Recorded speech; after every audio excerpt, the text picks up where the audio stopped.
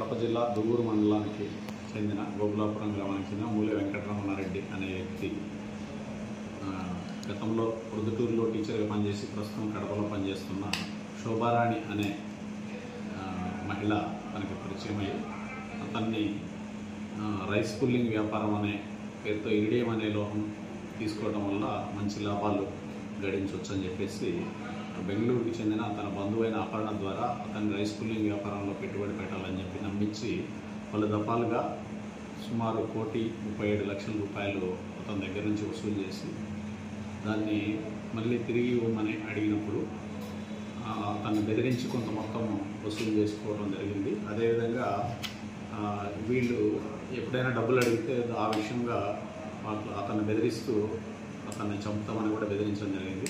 So అతను మన 26/11/2024 తేదీ దాని విషయంగా కంప్లైంట్ చేయడం జరిగింది. దీంట్లో కేసు నమోదు చేసి ఈ దినం మార్నింగ్ అగిలి అపర్ణ బెంగళూరు, తర్వాత అగిలి అరుణకుమారి కదిరి, తర్వాత నడిమింటి రామాంజనేయులు అనంతపూర్ అనే ముగ్గురిని ఈ కేసుకు సంబంధించి అదుపులో తీసుకొని కోర్టులో ప్రొడ్యూస్ చేయడం జరిగింది.